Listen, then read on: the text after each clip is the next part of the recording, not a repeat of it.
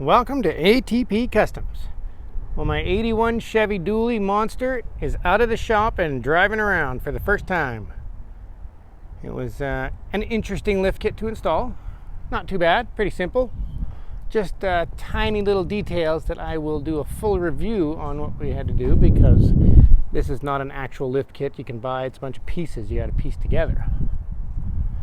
But that is a 6-inch suspension lift with a 3-inch body lift on an 81 1-ton dually with a Dana 60. So technically it's like an 11-inch lift, like I said in my other video, because the frame on the 1-tons is about 2 inches, inch and a half to 2 inches taller. There you go. That thing is way bigger than I planned on, which is really exciting. I've already had 2 guys actually interested in buying it, and I'm nowhere even near done this thing. It's going to be really tough to let this one go. Front bumper is just held on by 2 bolts right now. It's got a big block. Big block nation.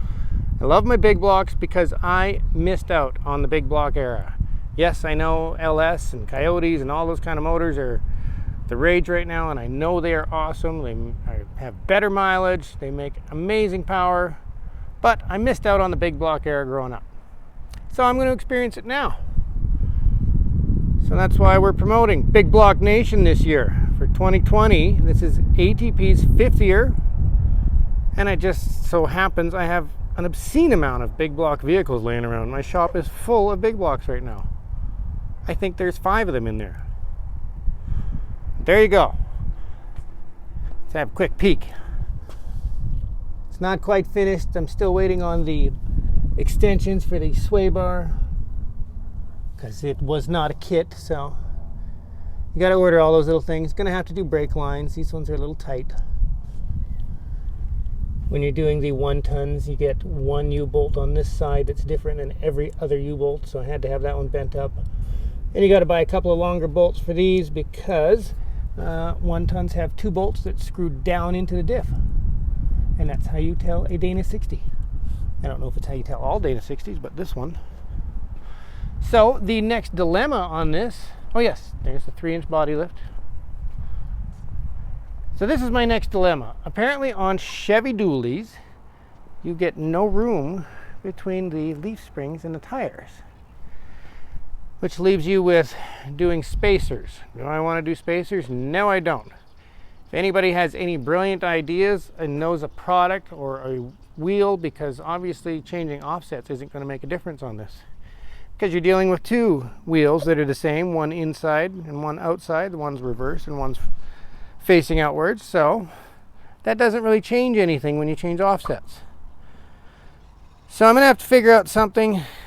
Probably going to have to go to spacers. I don't know who makes one yet. I'm still on the hunt. It's quite difficult to find something that works on this. All these, I mean, I'm seeing guys online are building these trucks. Most of them are running about 35s, but those are just a 305 on there, and it's rubbing against the U-bolts.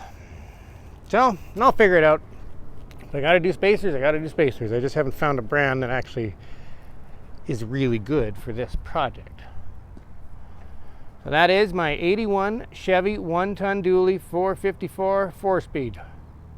Coming along. Really happy to see it out of the shop. I've always wanted to build a dually. I will be building another one with a box. This one's getting a flat deck just because it's got a little bit longer wheelbase, so you can't put a box on it. There's a 4-inch space between the cab and the box. But that's okay. I wanted to build a crazy work truck, and then I'll build a really nice dually. So there you go. My 81 Chevy is out of the shop and driving. Thank you for watching, and I hope you subscribe.